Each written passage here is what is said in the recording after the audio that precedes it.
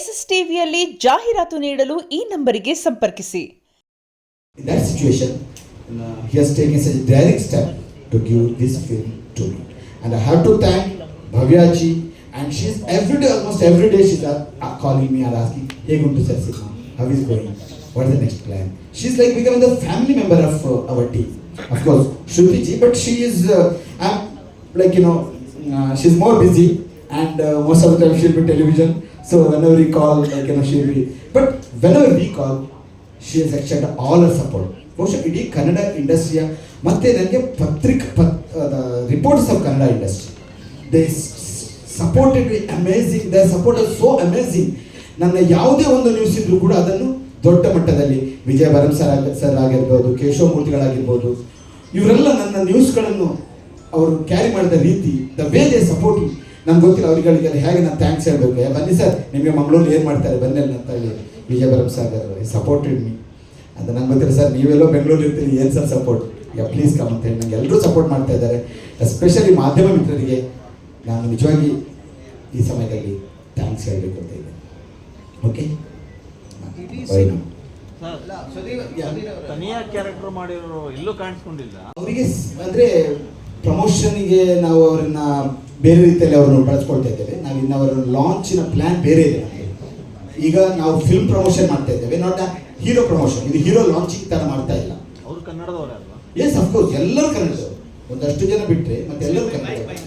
Sudhir sir, ನೀವು ಮಂಗಳೂರವರಾಗಿರೋದ್ರಿಂದ ಇಲ್ಲಿನ ದೈವಗಳ ಬಗ್ಗೆ ತುಂಬಾ ಭಕ್ತಿ ಮತ್ತೆ ಆ ದೈವಕ್ಕೆ ಏನು ಧಕ್ಕೆ ಬಾರದಂತೆ ಸಿನಿಮಾಗಳು ತೆಗಿಬೇಕು ಅನ್ನೋದು ಇಲ್ಲಿನ ನಂಬಿಕೆ.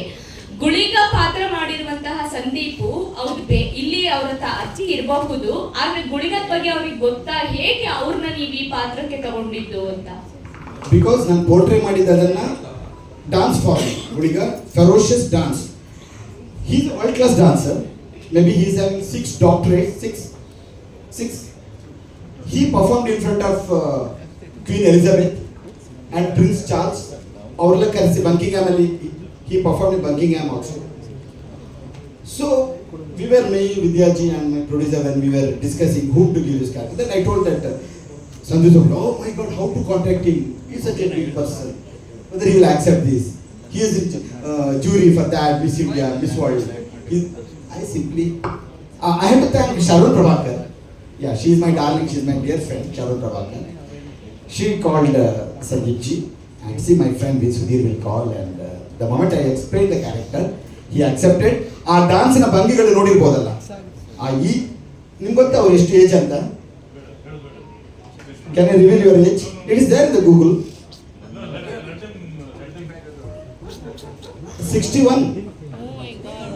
61. ಸೊ ನೋಡಿ, ಈ ಥರ ಈ ಕಬೀರ್ ಬೇಡ, ಇದೇ ಪ್ರಶ್ನೆ ಹಿಂದೆ ಕಬೀರ್ ಬೇಡ ಯಾಕೆ ಆಯ್ಕೆ ಮಾಡ್ಕೊಂಡಾಗ ಬಂತು. ಆ ಲೆವೆಲ್ನ ಡೆಪ್ತ್,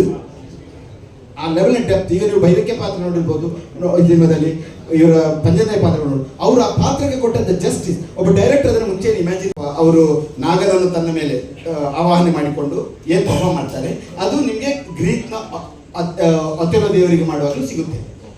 ಇದರೆಲ್ಲ ಮೂಲ ಶಮನಿಸಮ್ ಅನ್ನುವಂಥದ್ದು. ಅದು ಸೈಬೀರಿಯಾ ದೇಶದಿಂದ ಆರಂಭವಾಗಿರುವಂಥದ್ದು. Then it's spreaded to Russia, Australia, Africa, ಇಂಥ ದೇಶಗಳೆಲ್ಲ ಶಮನಿಸಮ್ ಬೇಸ್ಡ್ ನೃತ್ಯಗಳನ್ನು ನೋಡ್ಬೋದು. ಅವರು ಶಮನಿಸಮ್ ಬೇಸ್ಡ್, ಈಗ ನೀವು ಸೈಬೀರಿಯಾ ದೇಶದಲ್ಲಿ ಸೆಮಿ ಮಾತಾಡುವಂಥ ಜನಾಂಗ ಇದೆ, ಸೆಮಿನಾಯ್ಡ್ಸ್ ಅಂತ ಅವ್ರಿಗೆ ಹೇಳ್ತಾರೆ. ಅವ್ರು ನಮ್ಮ ಭೂತ ಕಲ್ಚರ್ನವರೇ, ಸೆಮಿನಾಯ್ಡ್ಸ್ ಥರ ಅವ್ರ ಭಾಷೆ ಸೆಮೀಸ್ ಅಂತ ಹೇಳ್ತಾರೆ ಅವ್ರನ್ನ. ಅವರು ನಮ್ಮ ಈ ಭೂತಕೋಲದಲ್ಲಿ ಯಾವ ಥರ ದೊಡ್ಡ ಕಿರೀಟ, ಅದಕ್ಕೆ ನಾವು ಅಣಿ ಅಂತ ಹೇಳ್ತೇವೆ ನಮ್ಮ ಭಾಷೆಯಲ್ಲಿ, ಅಣಿ ಅದನ್ನು ಹಾಕ್ಕೊಂಡು ಹೇಗೆ ಮುಖಕ್ಕೆ, ನಾವಿಲ್ಲಿ ತುಳುವಲ್ಲಿ ಅರದಲ ಅಂತ ಹೇಳ್ತೇವೆ, ಅವರು ಸೇಮ್ ಎಲ್ಲೋ ಪೇಂಟ್ ಮಾಡ್ತಾರೆ ಮುಖಕ್ಕೆ. ಆಮೇಲೆ ತೆಂಗಿನ ಗೆರೆಗಳನ್ನೆಲ್ಲ ಫಿಕ್ಸ್ ಮಾಡಿಕೊಂಡು ಸೆಮಿನಾಯ್ಡ್ಸ್ ಕೂಡ ಅಲ್ಲಿ ಪರ್ಫಾರ್ಮ್ ಮಾಡ್ತಾರೆ. ಸೊ ದ ಕಲ್ಚರ್ ನಮಗೆ ಬಹಳ, everything is based on folk. ನೀವು ಶಮನಿಸಮ್ ಬಗ್ಗೆ ನೀವು ನೋಡ್ತಾ ಹೋದ್ರೆ ಸರ್, ನಮ್ಮ ಭೂತಾರಾಧನೆ ಎಲ್ಲಿಂದ ಆರಂಭವಾಯಿತು ಅನ್ನೋದು ಗೊತ್ತಾಗುತ್ತೆ. I started studies shamanism. Shruti madam, so ಈ ಸಿನಿಮಾಗೆ ಎಲ್ಲ ಭಾಷೆಗೂ ನೀವೇ ಡಬ್ಬಿಂಗ್ ಮಾಡ್ತೀರಾ ಹೇಗೆ? ಇಲ್ಲ, ನನಗೆ ಎಲ್ಲ ಭಾಷೆ ಅರ್ಥ ಆಗುತ್ತೆ, ಆದರೆ ಮಾತಾಡೋದು ತುಂಬ ತುಂಬಾ ಕಷ್ಟ ಆಗುತ್ತೆ. ಕೆಲವು ಪ್ರೊನೌನ್ಸೇಷನ್ ತುಂಬ ಕಷ್ಟ ನನಗೆ. ಹಾಗಾಗಿ ಎಲ್ಲ ಭಾಷೆಯಲ್ಲೂ ನಾನು ಮಾಡೋಕ್ಕಾಗಲಿಲ್ಲ. ಆಮೇಲೆ ಸಮಯದ ಅಭಾವದಿಂದ ನಾನು ಮಾಡಲಿಲ್ಲ ಅಂತ ಅಲ್ಲ, ಈ ಭಾಷೆ ತುಳುಲ್ ಮಾತಾಡೋದಕ್ಕೆ ನಾನು ತುಂಬ ಕಷ್ಟಪಟ್ಟೆ. ಅದು ಮೀರಿ ಬೇರೆ ಭಾಷೆಗಳಲ್ಲಿ ನನಗೆ ಕಷ್ಟ ಆಯಿತು ಅನ್ನುವಂಥ ಕಾಲ್ನ ಡೈರೆಕ್ಟ್ರು ತೊಗೊಂಡ್ರು. ಹಾಗಾಗಿ ಎಲ್ಲ ಭಾಷೆಯಲ್ಲೂ ಬೇರೆ ಬೇರೆ ಕಲಾವಿದರ ಹತ್ರ ಮಾತಾಡಿಸಿದ್ದಾರೆ.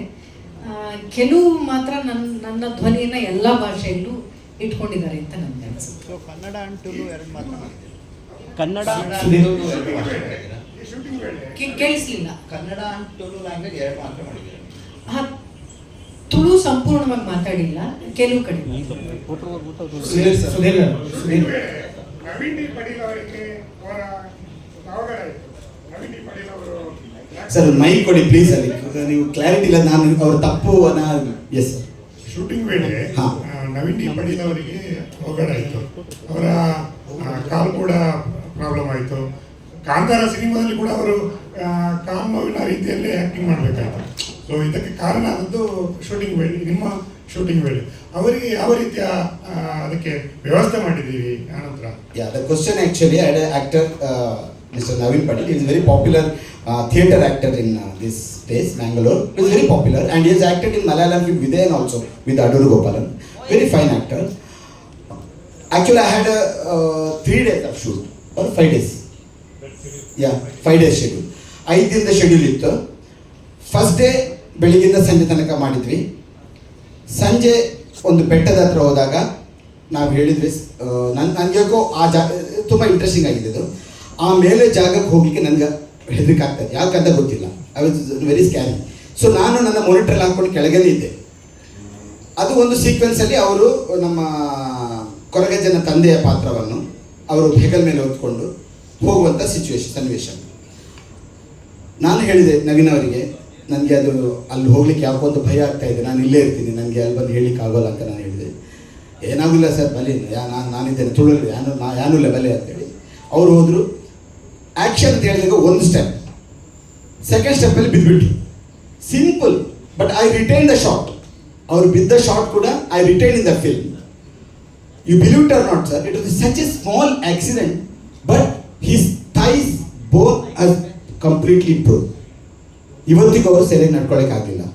ಒಂದು ದಿನ ಶೂಟಿಂಗ್ ವಾಸ್ ಇನ್ಕಂಪ್ಲೀಟ್, ಇನ್ನೂ 4 ದಿನ ಬಾಕಿ ಇತ್ತು. ಬಟ್ ಪ್ರೊಡ್ಯೂಸರ್ ಇಮಿಡಿಯೇಟ್ಲಿ ಅದಕ್ಕೆ ಸುಮಾರು ಒಂದು 1.5 ಲಕ್ಷ ಎಷ್ಟು ಕೊಟ್ರಿ sir?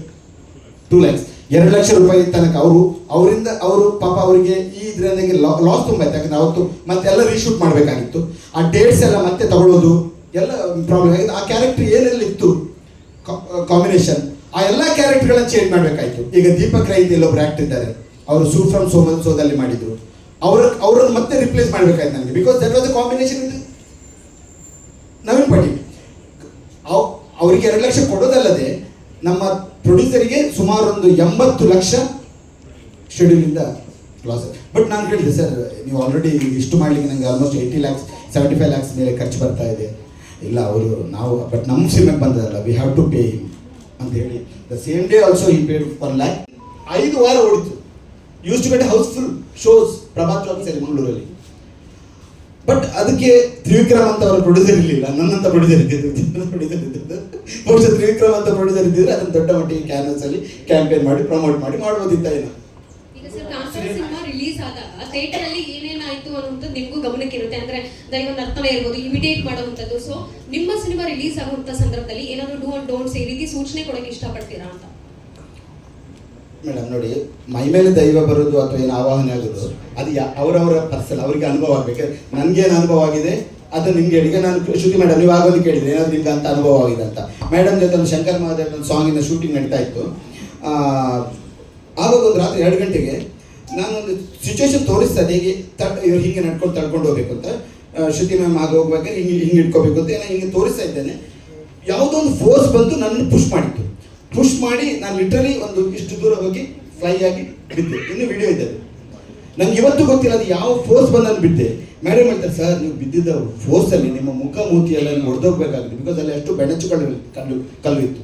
But I was complete ಅನ್ಹರ್ಟ್.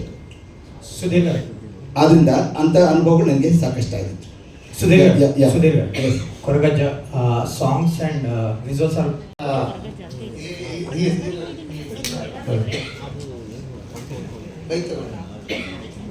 ಕಾಂತಾರದವ್ರಿಗೆ ತುಂಬ ತೊಂದರೆಗಳಾಯಿತು, ನಮ್ಗೆ ತೊಂದರೆಗಳಾಗಲಿಲ್ಲ.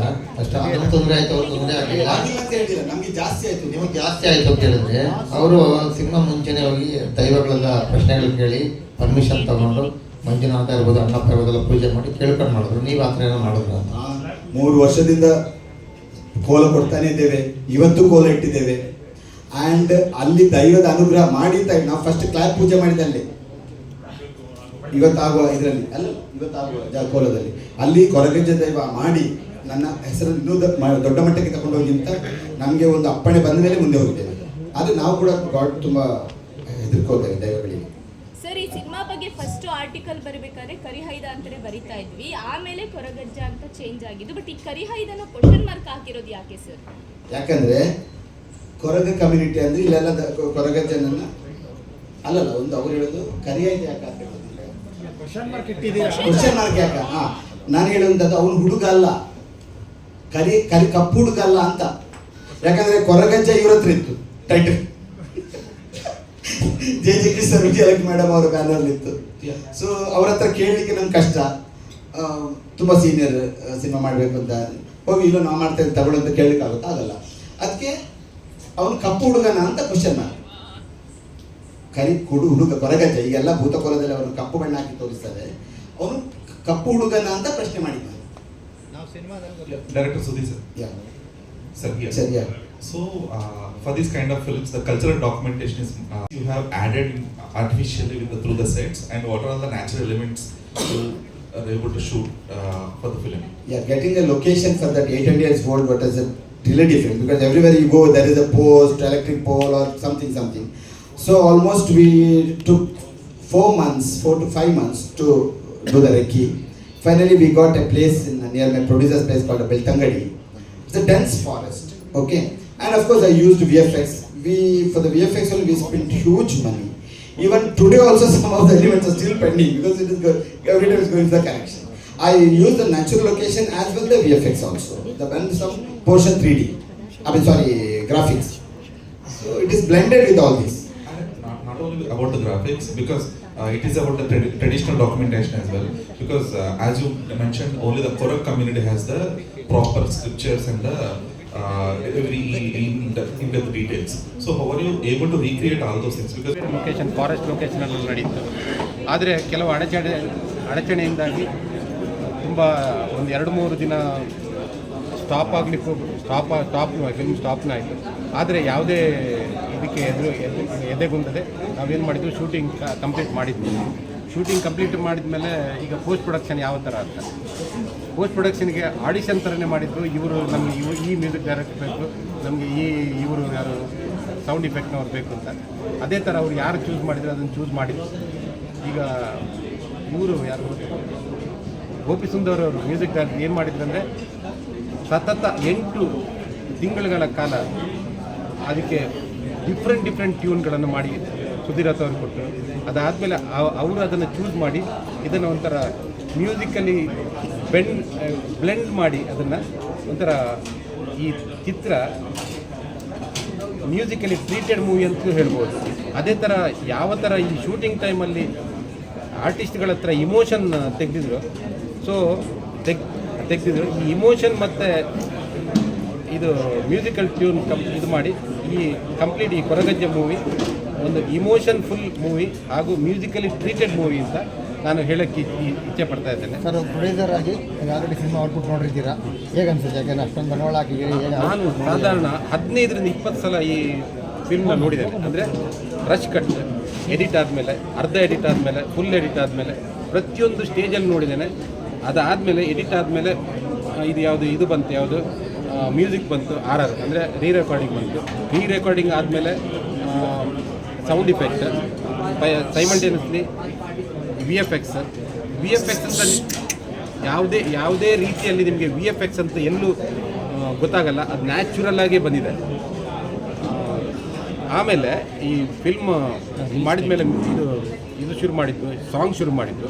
ಸಾಂಗ್ಸಿಗೆ ಯಾವ ಥರ ನರೇಟ್ ಮಾಡಿದ್ದಾರೆ ಅಂದರೆ ಈ ತುಳುನಾಡ ನೇಟಿವಿಟಿಗೆ ಯಾವ ಥರ ಇದು ಲಿರಿಕ್ಸ್ ಬೇಕೋ ಆ ಥರ ಲಿರಿಕ್ಸ್ ಬರೆದು ಅದನ್ನು ಗೋಪಿ ಸುಂದರ್ ಹತ್ರ ಮ್ಯೂಸಿಕ್ ಟ್ಯೂನ್ ತೊಗೊಂಡು ಶುರು ಮಾಡಿದ್ದು. ಆ ಮ್ಯೂಸಿಕ್ನ ನಾವು ಶ್ರೇಯಾ ಘೋಷಾಲ್ ಅವರಿಗೆ ಕಳಿಸಿದ ತಕ್ಷಣ, ಅಂದರೆ ಮ್ಯೂಸಿಕ್ ಕಾಂಪೋಸಿಷನ್ ಶ್ರೇಯಾ ಘೋಷಾಲ್ ಕಳಿಸಿದ ತಕ್ಷಣ ನಾರ್ಮಲಾಗಿ ಅವರು ಇದು ಕೊಡಲ್ಲ, ಏನು ಅಪಾಯಿಂಟ್ಮೆಂಟ್ ಕೊಡಲ್ಲ. ಬಟ್ ಅವ್ರು ಏನು ಮಾಡಿದ್ರು ಅಂದರೆ ಕೊಟ್ಟ 1 ವಾರಕ್ಕೆ ನಮ್ಮನ್ನು ಕರೆಸ್ಕೊಂಡ್ರೆ. ಆ್ಯಕ್ಚುಲಿ ಕನ್ನಡ ಇಂಡಸ್ಟ್ರಿಯಲ್ಲಿ ಹಾಡಲ್ಲ ಅಂತ ಅವರು ಆ ಟೈಮಲ್ಲಿ ಹೇಳ್ತಾಯಿದ್ರು. ಬಟ್ ಆದ್ರೂ ಅವರು ಒಂದೇ ವಾರದಲ್ಲಿ ನಮಗೆ ಇದು ಮಾಡಿಬಿಟ್ಟು ಮ್ಯೂಸಿಕ್ ಕಂಪ್ಲೀಟ್ ಮಾಡಿಕೊಟ್ರು. ಅದೇ ಥರ ಆ ಫಿಲ್ಮಲ್ಲಿ ಘಟಾನುಘಟಿ ಶಂಕರ್ ಮಹಾದೇವನ್ ಜಾವೇದ ಅಲಿ, ಸ್ವರೂಪ್ ಖಾನ್, ಸುನಿಧಿ ಚೌಹಾನ್, ಅರ್ಮಾನ್ ಮಲಿಕ್ ಇಂಥವ್ರು ಘಟಾನುಘಟಿ ಸಿಂಗರ್ಗಳನ್ನು ಹಾಡಿದ್ದಾರೆ. ಯಾವಾಗ ಬಿಡುಗಡೆ ಪ್ಲಾನ್ ಮಾಡ್ಕೊಂಡಿದ್ದಾರೆ? ನನ್ನ ಅಂದಾಜು ಪ್ರಕಾರ ಜನವರಿ 2, 2026 100% ಹೇಳಿದ್ದಾರೆ. ಎಲ್ಲ ಲ್ಯಾಂಗ್ವೇಜ್ ಒಟ್ಟಿಗೆ ಮಾಡ್ತೀರಾ? 1 ವಾರ ಆ ಕಡೆ ಈ ಕಡೆ, 1 ವಾರ 2 ವಾರ ಡಿಫ್ರೆನ್ಸ್ ಆಗ್ಬೋದು ಅಷ್ಟೇ. ಅದು ಬಿಟ್ಟರೆ ಆ ಟೈಮಲ್ಲಿ ಸೈಮಲ್ಟೇನಿಯಸ್ ಆಗುತ್ತೆ. ಈಗ ಬೇರೆ ಭಾಷೆಗಳೆಲ್ಲ ಬಿಸ್ನೆಸ್ ಮಾತುಕತೆ ನಡೀತಾ ಇದೆ. ಈಗ ಇವತ್ತಿಂದ ಸ್ಟಾರ್ಟ್ ಆಗಬೇಕು. ಈಗ ಜಿ ಮ್ಯೂಸಿಕ್ ಸ್ವಲ್ಪ ಇದರಲ್ಲಿತ್ತು ಲಾಸ್ಟ್ 15 ದಿನದಿಂದ, ಅದು ಕಂಪ್ಲೀಟ್ ಆಯಿತು. ಈಗ ನೆಕ್ಸ್ಟ್ ಬೇರೆ ಇದು ಬಿಸ್ನೆಸ್ಗೆ ಹೋಗ್ತಾ ಇದ್ದಾರೆ. ಈ ಕಡೆ ನಮ್ಮ ಮಂಗಳೂರು ಮತ್ತು ಈ ಕಡೆ ಭಾಗದಲ್ಲಿ ಭಾಳ ಪ್ರಸಿದ್ಧಿಯಾದಂಥ ಒಂದು ನಮ್ಮ ಕಾಂತಾರ ಸಿನಿಮಾ ಬಿಡುಗಡೆ ಆಗ್ತದೆ. ದೈವಗಳು ಆ ಒಂದು ಹೆಸರಲ್ಲಿ ಹೊರಗಜ್ಜಗಳು ತುಂಬ ದೊಡ್ಡ ಸ್ಥಾನ ಇದೆ. ಅವ್ರ ಸಿನಿಮಾನ ಮಾಡಿಕೊಂಡು ಎಷ್ಟು ಜವಾಬ್ದಾರಿ ಇದೆ? ಜವಾಬ್ದಾರಿ ಅಂದರೆ ಒಂದು ನಂಬಿಕೆ ಮತ್ತು ಶ್ರದ್ಧೆ, ಜನರದ್ದು ಮತ್ತು ವಿಶ್ವಾಸ. ಈ ಕೊರಗಜ್ಜನ ಮೇಲೆ ಜನರಿಗಿರುವಂಥ ಅಪಾರ ವಿಶ್ವಾಸ, ನಂಬಿಕೆ, ಭಕ್ತಿ, ಶ್ರದ್ಧೆಗೂ ಎಲ್ಲೂ ತೊಡಕಾಗದ ರೀತಿಯಲ್ಲಿ ಈ ಸಿನಿಮಾವನ್ನು ಜನರ ಮುಂದೆ ಇಡುವಂತಹ ಒಂದು ದೊಡ್ಡ ಚಾಲೆಂಜಿಂಗ್, ಅದೊಂದು ಜವಾಬ್ದಾರಿ ರೂಪದಲ್ಲಿ ನನಗಿತ್ತು. ಕೊರಗಜ್ಜನ ಆಶೀರ್ವಾದದಿಂದ ಮತ್ತು ಎಸ್ಪೆಷಲಿ ನನ್ನ ಪ್ರೊಡ್ಯೂಸರ್ ಮತ್ತು ಎಕ್ಸಿಕ್ಯೂಟಿವ್ ಪ್ರೊಡ್ಯೂಸರ್ ವಿಕ್ರಮ್ ಸಪಲ್ಯ ಮತ್ತು ವಿದ್ಯಾಧರ್ ಶೆಟ್ಟಿ, ಇವರಿಬ್ಬರು ಈ ಸಿನಿಮಾಕ್ಕೆ ಒಂಥರ ಎಡಬಲ ಭುಜ ಇದ್ದಾಗಿ ಇದ್ಕೊಂಡು ಈ ಸಿನಿಮಾ ಮುಗಿಸುವಲ್ಲಿ ನನಗೆ, ನನ್ನ ಜವಾಬ್ದಾರಿಯನ್ನು ಮುಗಿಸುವಲ್ಲಿ ನನಗೆ ಸಪೋರ್ಟ್ ಮಾಡಿದ್ದಾರೆ. ಇದು 8ನೇ ಶತಮಾನ, ಇದು 12ನೇ ಶತಮಾನದ ಕತೆ. ಯಾವ ರೀತಿ ತರ್ಕೊಳ್ಳೋಕೆ ಪ್ರಯತ್ನ ಪಟ್ಟಿದ್ದೀವಿ? 8ನೇ ಶತಮಾನ ಅಂದರೆ 12ನೇ ಶತಮಾನದ ಕತೆ 800 ವರ್ಷಗಳಿಂದ. ಆ ಜೀವನ ಪದ್ಧತಿ, ಜನರ ಜೀವನ ಪದ್ಧತಿ ಹೇಗಿತ್ತು, ಅವರ ಜೀವನ ಶೈಲಿ ಹೇಗಿತ್ತು, ಅವರ ಬಟ್ಟೆ ಬರೆಗಳೇನು, ಅವ್ರು ಹಾಕ್ಕೊಳ್ತಿರುವಂಥ ಆಭರಣಗಳೇನು, ಅವ್ರು ತಿನ್ನುವಂಥ ತಿಂಡಿ. ಈಗಿಲ್ಲೇ ನಾನು ಆಮೆ ಪದಾರ್ಥ ಯೂಸ್ ಮಾಡಿದ್ದೇನೆ ಪ್ರತಿ ಇದರಲ್ಲೂ. ಅವು ಕೊರಗಜ್ಜನಿಗೆ ಆಮೆ ಪದಾರ್ಥ. ಈಗ ನೋಡಿ ಅವರಿಗೆ ಆಮೆ ಪದಾರ್ಥ ತುಂಬ ಇಷ್ಟ. ಆಮೇಲೆ ಸಾಂಬಾರು, ಆಮೆ ಪಲ್ಯ, ಆಮೇಲೆ ಮೀನು ತಿಂತೀವಿ, ಅವರು ಆಮೆ ತಿಂತಾರೆ. ಇದೆಲ್ಲ ಸ್ಟಡಿ ಮಾಡಿ ತುಂಬ ಇಂಟ್ರೆಸ್ಟಿಂಗ್ ಅನಿಸುತ್ತೆ. ಸೊ ಅದನ್ನೆಲ್ಲ ತಿಳ್ಕೊಂಡ ಮೇಲೆ ನಾನು ಸಿನಿಮಾ ಮಾಡಲಿಕ್ಕೆ ಸ್ಕ್ರಿಪ್ಟನ್ನು ರೆಡಿ ಮಾಡಿ ಹೋದೆ.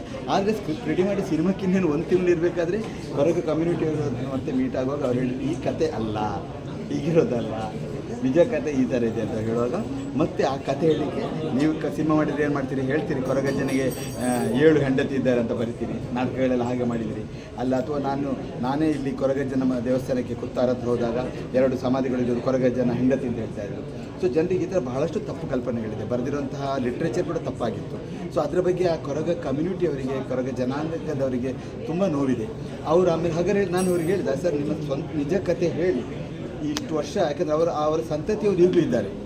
ಅವರು ಇಲ್ಲ ನಾವು ಹೇಳಿದ ರೀತಿಯಲ್ಲಿ ಸಿನಿಮಾ ಮಾಡ್ತೀರಾ, ನೀವು ಚೇಂಜ್ ಮಾಡ್ತೀರಿ, ಇನ್ನೇನು 1 ತಿಂಗಳಿಗೆ ಶೂಟಿಂಗ್ ಹೋಗಿ. ಖಂಡಿತ ಸರ್, ಅದು ಆ ಥರ ಅದು ನಿಜವಾಗಿರೋ ನನಗೆ ನಿಜ ವಿಚಾರ ತಿಳಿಸ್ಬೇಕು ಜನರಿಗೆ. ಅದಕ್ಕೋಸ್ಕರ ಅವರೊಂದು ಪೂಜೆ ಅರೇಂಜ್ ಮಾಡಿ ನನಗೆ ಕರೆದ್ರು. ರಾತ್ರಿ ಒಂದು 11-11:30 ಪೂಜೆ ಅರೇಂಜ್ ಮಾಡಿದ್ರು. ಕತ್ತಲೆ ಬರೀ ದೀಪದ ಬೆಳಕಲ್ಲಿ ದೊಡ್ಡ ದೊಡ್ಡ ಡ್ರಮ್ಸ್ಗಳನ್ನು ಹೊಡಿತಾ. ಆಮೇಲೆ ಅವರು ಹೇಳಿದರು, ಈ ಪೂಜೆ ಆದಮೇಲೆ ಒಂದು ವೀಳ್ಯದೆಲೆಯನ್ನು ಮೇಲೆ ಹಾಕಿಸಿದ್ರು. ವೀಳ್ಯದೆಲೆ ಅಂಗಾತ ಬಿದ್ದರೆ ನಿಮ್ಗೆ ಅಷ್ಟೇ ಕತೆ ಹೇಳ್ತೀವಿ, ಅದು ಅವ್ರು ಕೌಚಿ ಬಿದ್ದರೆ ನಿಮ್ಗೆ ಕತೆ ಹೇಳೋಲ್ಲ ಅಂತ. ಸೊ ನಾನು ಕೊರಗಜ್ಜನ ಆಶೀರ್ವಾದನ ಮೇಲಿತ್ತು, ಎಲೆ ಅಂಗಾತವಾಗಿತ್ತು. ಆಮೇಲೆ ಅವರು ಕತೆ ಹೇಳಿದರು. ಅವರು ನಿಜ ಕತೆ ಹೇಳಿದ ಮೇಲೆ ನಾನು ಮತ್ತೆ ಚಿತ್ರೀಕರಣವನ್ನು 3 ತಿಂಗಳು ಮುಂದೂಡಬೇಕು ಅಂತ. ಯಾಕಂದರೆ ಮತ್ತೆ 1.5 ತಿಂಗಳು ನನಗೆ ಸ್ಕ್ರಿಪ್ಟಿಂಗಿಗೆ ಟೈಮ್ ಬೇಕು. ಈಗ ಅವ್ರು ಹೇಳಿದ ಕಥೆಯನ್ನು ಎಷ್ಟು ಪರ್ಸೆಂಟ್ ಕಂಟಿನ್ಯೂಷನ್ ಆಗೋ ಥರ ಅವ್ರಿಗೂ ಕೂಡ ಮತ್ತು ನಿಮಗೂ ಬಂದು ಚೆನ್ನಾಗಿ ಕಂಟಿನ್ಯೂಷನ್ ಆಗುವಂಗೆ ಅದು ಮಾಡಿದ್ದೀರಾ ಸರ್? ತೃಪ್ತಿ ಅನ್ನೋಂಥದ್ದು ಮನುಷ್ಯರಿಗೆ ಸಿಗೋದು ಕಷ್ಟ. ನನಗಂತೂ ಯಾವುದೇ ಇದರಲ್ಲೂ ತೃಪ್ತಿ ಸಿಕ್ಕಿಲ್ಲ ಇದುವರೆಗೂ. ನ್ಯಾಯ ಒದಗಿಸಲಿ ಭಾಳ ಪ್ರಯತ್ನ ಮಾಡಿದ್ದೇನೆ. ಆಮೇಲೆ ಬೇರೆ ಬೇರೆ ಲಿಮಿಟೇಷನ್ಸ್ ಇರ್ತದೆ ಸರ್ ನಮಗೆ. ನಾನು ಹೇಳುವಂಥ ಈಗ ಅಟ್ಯಾಕ್ ಮಾಡಿದ್ರಿಂದಾಗಿ ನನಗೆ ಒಂದು ಗಣೇಶಾಚಾರ್ಯ ಬಾಲಿವುಡ್ ಆ್ಯಕ್ಟರ್ ಮತ್ತು ಕನ್ನಡದ ಶುಭಾ ಪೂಂಜೆ ಅವರಿದ್ದರು.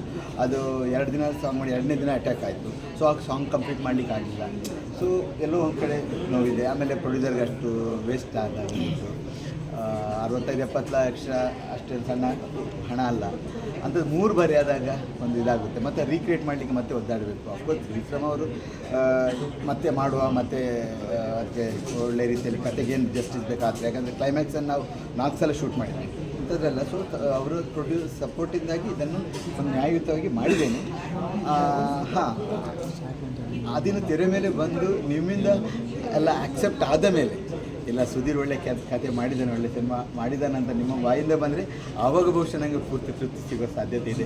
ನಿಮಗೆ ಏನು ಕತೆ ಹೇಳಿದ್ರು ಕಮ್ಯುನಿಟಿನವರು ಅವ್ರ ಸಿನಿಮಾ ತೋರಿಸಿ ಇನ್ನು ತೋರಿಸ್ಬೇಕು, ಇನ್ನು ಯಾರಿಗೂ ಸಿನಿಮಾ ತೋರಿಸ್ಬೇಕು. ಅವರ ಕತೆ ಹೇಳಿದ ರೀತಿಯನ್ನು ತಗೊಂಡು ಮಾಡಿದ್ದೀವಿ. ಅದರಿಂದ ಖಂಡಿತ ಅವರ ಸಪೋರ್ಟ್ ಎಲ್ಲ ಕಳೆದು ಇವತ್ತು ಬರಬೇಕಾಗಿತ್ತು. ಬಟ್ ಮೊನ್ನೆ ಬೆಂಗಳೂರವರು ಬಂದಿದ್ದರು ಫಸ್ಟ್ ಲುಕ್ ವಾಚಿಗೆ. ಅವರ ಕಮ್ಯುನಿಟಿಯವರು ಬಂದು ಸಂಗೀತ ವಾದ್ಯ ಮೇಳ ಎಲ್ಲ ಬಾರಿಸಿ ನಮಗೆ ಸಪೋರ್ಟ್ ಮಾಡಿದ್ದಾರೆ. ಈಗ ಮ್ಯೂಸಿಕ್ ಎಷ್ಟು ಹೋಯಿತು ಹೇಳ್ಬೋದು, ಯಾಕಂದರೆ ಎಷ್ಟೊಂದು ದುಡ್ಡು ಖರ್ಚು ಮಾಡಿದ ಒಂದು ಹೇಳ್ಬೋದು. ಖರ್ಚು ಮಾಡಿದಷ್ಟು ದುಡ್ಡು ಹಾಡಲ್ಲಿ ಬಂತು. ಇವತ್ತು ನೀವು ನಮ್ಮ ನಿರ್ಮಾಪಕರ ಮುಖದಲ್ಲಿ ಮೊನ್ನೆ ನೀವು ಫಸ್ಟ್ ಲುಕ್ಕಲ್ಲಿ ಹೆಂಗಿದ್ರು, ಇವತ್ತು ಹೆಂಗಿದ್ದಾರೆ. ಸೊ ಎಲ್ಲ ಕೊರಗ ಜನಕ್ಕೆ ಹೌದು. ನಮಗೊಂದು ಡೌಟ್ ಇತ್ತು, ಜಿ ಮ್ಯೂಸಿಕ್ನವ್ರು ಬಹುಶಃ ಕನ್ನಡಕ್ಕೆ ಬಹುಶಃ 15 ವರ್ಷಗಳಿಂದ ಯಾವುದೇ ಮ್ಯೂಸಿಕ್ ರೈಟ್ಸ್ ತಗೊಂಡಿರಲಿಲ್ಲ.